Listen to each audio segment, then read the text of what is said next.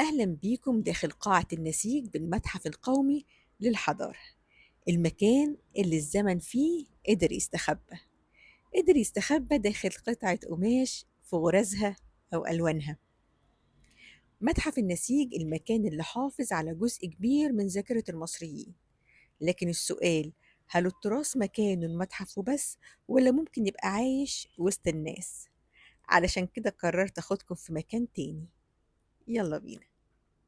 يلا بينا لحارة حتة. ضيفتنا النهاردة هي فنانة تشكيلية ومصممة أزياء، لكن احنا النهاردة جايين نقابل حارسة التراث نيها حتة. نيها قررت إن تراث مصر يستحق حد يحافظ عليه ويحبه ويحكي حكايته، ورغم إن متحفها أصغر كتير من متحف الحضارة، لكن جوه المساحة الصغيرة دي مصر كلها عايشة. أول ما دخلت البيت كان لازم أتغير. مش قلت لكم اللي هيدخل جوه هيتغير؟ اديني اتغيرت. اهلا بيكم في عالم الفنانة نيها حتة. اللي هيجي هنا هيتغير وتقريبا ده احلى تغيير حصل لي. عاجبني التغيير، جميل جدا عليكي ولايق عليكي جدا، الوان وديزاين. نيها قررت تلبسنا آخر إبداعاتها، أزياء مستوحاة من سينا.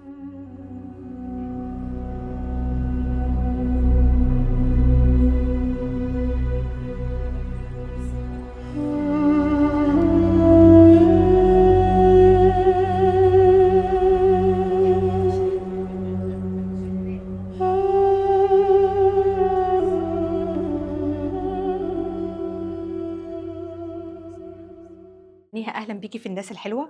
اهلا وسهلا. منورانا. انت تقريبا من اسنا، صح انا كده؟ من اسنا، محافظه الاقصر. في الأقصر. ده كان أثر عليكي؟ يعني ده اللي خلاكي تقولي أنا عايزة بقى أدخل في مجال أزياء، عايزة أحافظ على الهوية، عايزة أحافظ على التراث، ولا جات إزاي؟ خالص. يعني يعني لغايه قريب قوي، لغايه مثلا من 10 سنين فاتوا كنتش بفكر في الموضوع خالص. احكي لي بقى نقطة حارسة التراث دي جات إزاي يعني؟ جت انه من كتر انا بحثي في الموضوع وان انا بدرس دلوقتي دبلوم في المعهد العالي للفنون الشعبيه. انا خدت قبلها دبلوم في المعهد العالي للنقد الفني، وبعدين التحقت في اكاديميه الفنون بالمعهد العالي للفنون الشعبيه. فبقيت ببحث في التراث اكتر. يعني الاول كنت واخداه هوايه، بس حسيت الموضوع لا يستاهل ان الواحد يدخل ينديب اكتر في انه يشوف التراث بقى والتفاصيل، تفاصيل بقى مش بس لبس، امثال شعبيه وحكايات ويعني الحكي ده لقيته قصه لوحدها. فده فرق معايا كتير جدا لما بقعد مع الاهالي بقى والقبائل والستات بقى الكبار في السن، يقعدوا يحكوا لي الحاجات ويطلعوا لي بقى من دواليبهم ايه وده اسمه ايه وده بنلبسه فين وده بطلنا نلبسه. الحاجات دي فرقت معايا كتير، والاكلات بقى بتاعتهم والعادات والتقاليد بتاعتهم. يمكن لما رحت سيوة ما لقيتش ستات هناك، فأنا بسأل فين الستات، فقالوا لي أنت إزاي مش شايفاهم، دول حواليكي في كل مكان.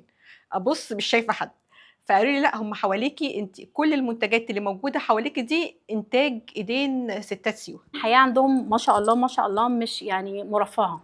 يعني الستات ما يشتغلوش ويتعبوا نفسهم قوي لان هم مرفهين. الزوج هو شايل كل المسؤوليه بتاعت الحياه الماديه والاجتماعيه وكل حاجه، فهي بالنسبه لها لما بتشتغل تطريز يدوي على الاشراح بتاع مثلا فستان العروسه بتاع بنتها او حاجه، هم بيشتغلوا برفاهيه شديده. لذلك هتلاقي اكتر منتجات غاليه هي المنتجات السيويه والامازيغيه. احنا هنا هناخدكم ونوصل بيكم لغايه سيوه. يحلى يا ناخ اني نظر عيون. يحلى يا ناخ اني نظر عيون. مبسوطين ان احنا شفناكم. البنات شوفوا الحلوه بقى دي الأمارات دول. ازيكم. أمل. وروني كده، وريني اللبس اللي انت لابساه. يا سلام يا سلام. ده اسمه ايه بقى؟ زي السيوي. اتفرج عليك، وريني. يا سلام، وريني بقى الشال بتاعك كده. لا تدوري. كده عرض اشياء. تستحق. يعني ما ينفعش غير كده. اسمه ايه ازاي؟ الشراح. اسمه ايه؟ الشراح. الشراح. اسمه الشراح. القشر. طيب اهو هو ده.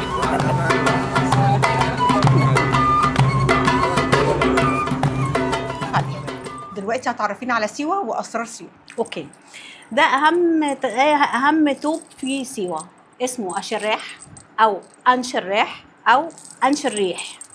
بس الاسم المتعارف عليه هو الأشراح، وهو الثوب السيوي للعروسة السيوية. بتبتدي البنت الطرازه من وهي صغيرة خالص 19 سنين لغاية ما يجي يوم جوازها، بتلبسه أول يوم جواز وبتلبسه تالت يوم جواز. سابع يوم جواز بنبتدي نقلب على الموديل التاني اللي هو الأسود. ده اسمه أشراح أميلال، يعني بالأمازيغي أو بالسيوي اللي هو الأبيض.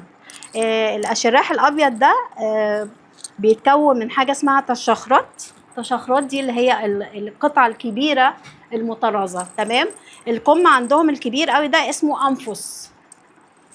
والتطريز ده زي ما احنا قلنا كده ان كل قصة فيه بتحكي قصة، كل موتيفة فيه بتحكي قصة، وان دايما بيعتمدوا على الزراير، وساعات بيدخلوا طبعا خرز وترتر للعروسة، والصدف والحاجات دي طبعا من الحاجات عندهم اللي بتدي طاقة وبتشيل العين وبتدي خير ورزق وولاد. بقية التوب الحتة دي اسمها الجناب، اللي هي الحتتين السود دول، تمام. والحتة اللي تحت دي اسمها تدي. ده في حاجات تانية تحت. لا الحته دي كده اسمها تدي. اوكي. في بقى السروال بتاعهم ده مهم جدا، اسمه سروال خواتم. بيبقى فيه رسمه كده، دي بتبقى 3 مرات، 1 2 3، برضو ليها علاقه بفكره العين والحسد. فالقصه دي عندهم مهمه جدا، ان التطريز ده اسمه سروال خواتم، والسروال ده بيتلبس تحت توب العروسه. كل الموتيفات دي بقى، واحنا قلنا الاساسي عندهم هم عباده زمان، يعني عباده الشمس. في الشمس عندهم والاشعه بتاعت الشمس هي من اهم التطريزات في الاشراح الاميلال. فبالنسبه لهم رمز الشمس ده هو اهم رمز في موتيفات سيوه. تاني حاجه بيشتغلوا عليها هي مراحل انتاج البلح، اللي هو مراحل نمو البلح، اللي هو 7 الوان. دول لازم بيكونوا في كل تطريز سيوي. بيبتدي من البلحه من وهي خضراء لغايه ما تبقى سوداء. فكل بقى من الاخضر للاصفر للاورنج للاحمر بدرجاته، مثلا في نبيتي بني لغايه الاسود. احنا بنتكلم ان دي باليتة الالوان بتاعت واحد سيوي. اقول ان من اهم الاكسسوارات بتاعتهم القطعه دي اسمها ادريم. ادريم دي قطعه برضو بتلبسها البنت قبل الجواز. اول لما تتجوز ما ينفعش تروح بيها بيت اهلها، لازم بتديها لاختها الصغيره، وبتبقى طبعا من الفضه الخالصه. وهم متميزين جدا جدا في سيوه بالفضه الخالصه اللي ما فيهاش لا احجار ولا فيها فصوص ولا فيها اي حاجه. يعني اكتر الحاجات المميزه في سيوه الفضه العتيقه القديمه المرط. الشال ده بقى بتاعهم اسمه أترقعات لحليل كبير، وده شال العروسة السوية اللي هو المقلم ده اللي بتلبسه برضو على الأشراح أميلال. نيها، الغرزة دي بيقولوا عليها ان هي الكتابة، يعني الكتابة امازيغي، صح كده؟ هي بس الفكرة ان الكتابة الامازيغية ملهاش كتابة، يعني ملهاش حروف أشكال. اصلا. هم بس بيتداولوها كده، يعني ده اسمه كذا، ده اسمه كذا، ده اسمه كذا. انما كتابة ككتابة بيتعلموها في المدارس لا. ولكن دي كلها موتيفات ليها علاقة بنفس القصة اللي احنا كنا بنتكلم فيها: الحجاب، الشمس، الدوائر، السمك طبعا لكثرة الخير والإنجاب وكثرة المال. وطبعا كل الأحجار دي بقى احنا بنحطها كستايلينج ليها علاقة بالموضوع، ان يبقى عندنا برضو الفضة الصك.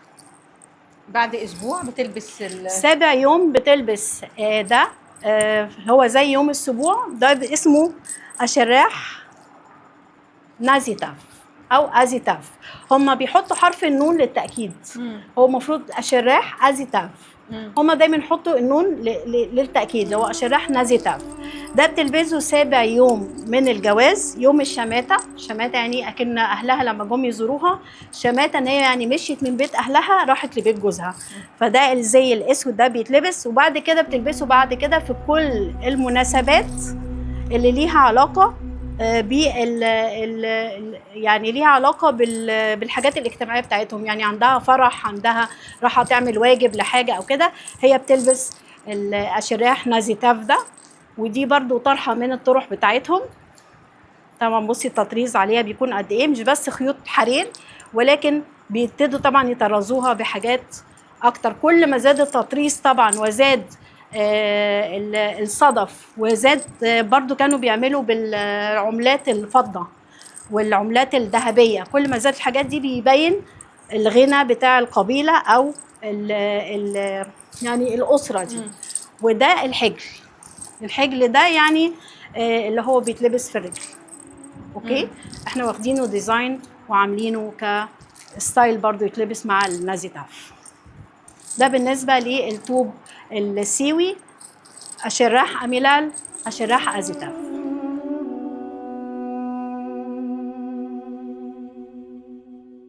سمعت بقى في سينا ان الست هناك بتتعرف من الزي بتاعها، يعني بتتعرف اذا كانت متزوجه ولا مش متزوجه، كمان حالتها الماديه من انهي قبيله، كأن التوب ده هو بطاقه شخصيه للسيده. دي حقيقة. احكي لنا بقى التوب في سينا. دي حقيقة. بنات سينا ما بيورثوش أرض، ما عندهمش ميراث أرض، عندهم ميراث برقع. برقع البنت السيناوية والجنعة بتاعتها هم من أكتر الحاجات دي. الجنعة مثلا السيناوية هم من أكتر الحاجات اللي بيبينوا العيلة أو القبيلة دي متيسرة ماديا ولا لا. ليه بقى؟ لأن البرقع زمان زي ما قلت لك كده، هو زي ما انت قلتي هو شهادة ميلاد البنت. فكل برقع لكل قبيلة مختلف. فكانت البرائع بيطرزوها بالعملات المعدن، أو بيطرزوها بذهب أو بيطرزوها بفضة. يعني كل ما البنت مثلا يكون عندها قطعة ذهب بتجيلها هدية أو الأب بيستثمر فيها ان هو زي بيجهزها، يعني هي بتشبك القطعه دي في البرقع بتاعها. فالقبائل بقى بتختلف من السواركه للبياضه في مجموعه كبيره قوي من القبائل هناك. كل واحده بتتعرف من البرقع بتاعها والجنعه بتاعتها والطوب. احنا عندنا طبعا قبائل كتيره جدا جدا في سينا.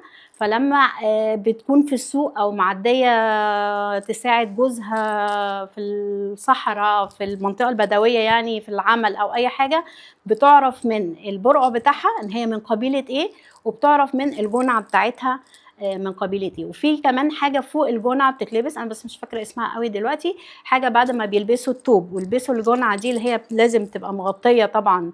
انا عاملاها بس بستايل مور مودرن عشان نعرف نلبسها، ان هي لازم تغطي جسمها من ورا ما يبانش خالص طبعا لما بتكون بتتحرك.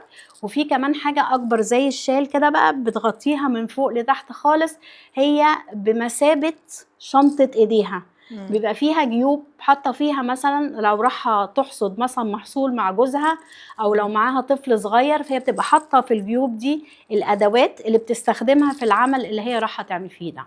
فيعني ما أعظم قبائل سينا في إن كل كمان غرزة ليها حكاية، وموتيفاتهم مختلفة تماما عن مثلا موتيفات الأردن وفلسطين.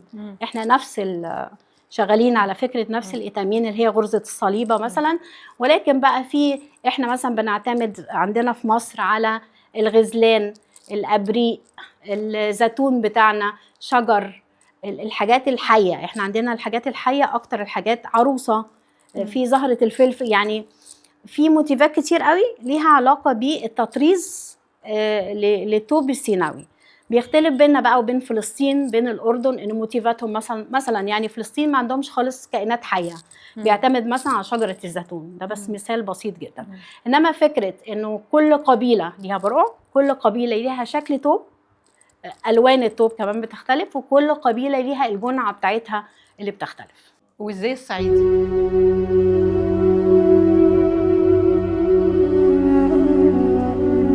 بنتكلم عن صعيد مصر بقى، هو الغنى كله. الجنوب عندنا غني جدا جدا جدا بكل التراث والموروثات الشعبية. أول حاجة هتكلم عن الثوب، ده اسمه الثوب العدوي، ده خاص بمدينة منفلوط في محافظة أسيوط. الثوب العدوي ده من أيام الحملة الفرنسية، كانت كل المناضلات بتطلع في المقاومات الشعبية للجيش بتاع نابليون. الثوب العدوي ده من الأثواب النادرة جدا جدا اللي مش موجودة كتير. احنا حبينا نوثقه ونخليه عندنا عشان يبقى دايما بنحاول نخلي الستات يكملوا شغل فيه، والحرفة دي أبدا أبدا ما تنقرضش. الثوب العدوي ده عبارة عن ثوب أبيض تقيل، وهما بيصبغوه، وكل التطريز ده تطريز بخيوط حرير يدوي. هما ما بيدخلوش خالص خالص أي مرحلة من مراحل التصنيع على مكن، هما بيقصوه وبيشبكوا كل القطع دي مع بعض بالتطريز الحرير ده. وخيوط الحرير دي هي خيوط طبيعية، مش خيوط صناعية خالص.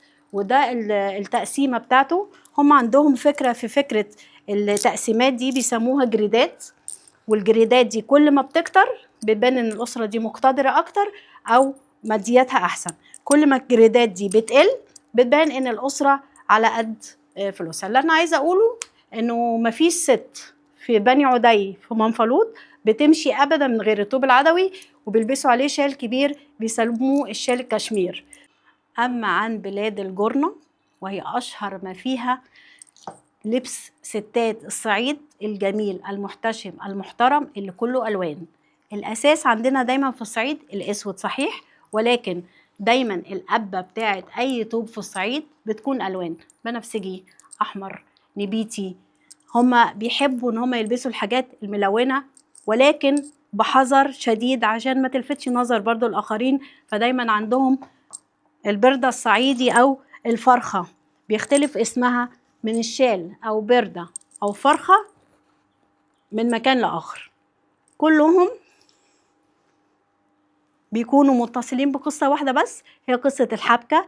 نفس فكرة الحبرة الإسناوي اللي هي برضو مغزولة على الفركة الصعيدي. ودي البردة أو الحبرة أو الفرخة بيلبسوها السيدات الصعيد كلهم، ولكن من منطقة لأخرى بتختلف اسمها. دي بيغطوا بيها برضو وشهم كله، بيغطوا بيها جسمهم كله، بحيث إن مفيش أي حاجة تبان من الست الصعيدية وهي ماشية في الشارع. فده من التطريزات الجميلة جدا جدا لمنطقة الجرنة بالأقصر.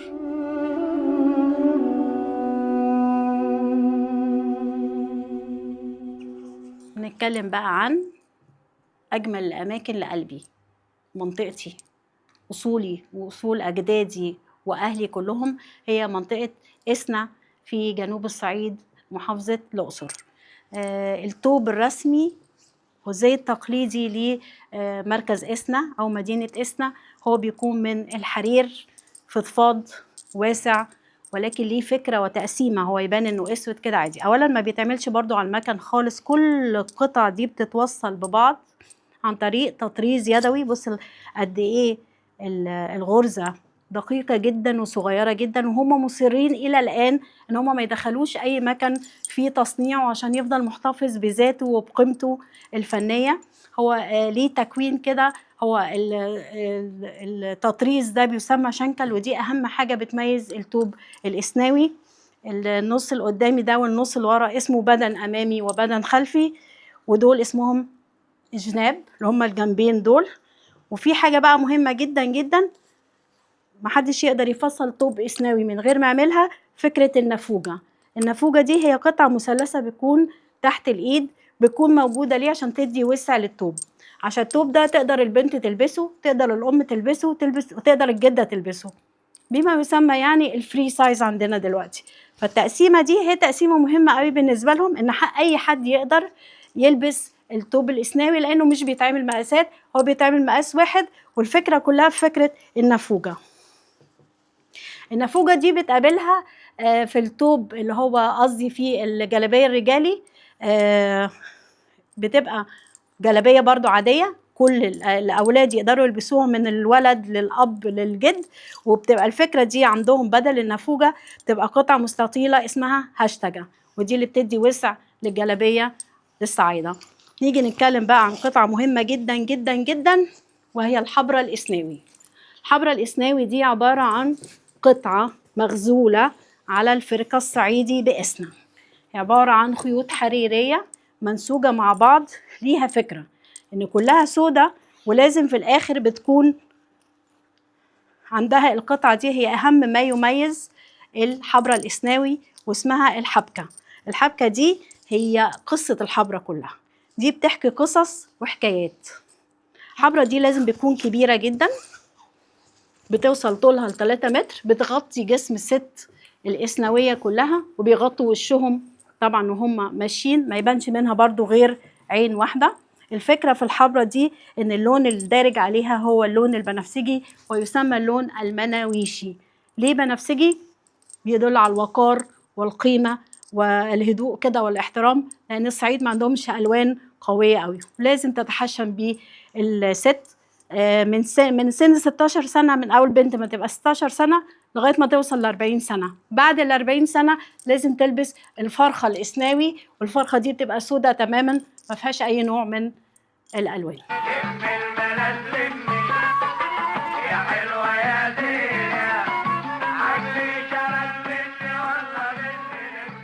نيها الملس دلوقتي الستات رجعوا يلبسوا تاني، يعني انا حاسه ان هو رجع موضه تاني بالوان مختلفه كتير. ملس، احكي لنا الملس بقى. الملس اصله بحراوي، مم.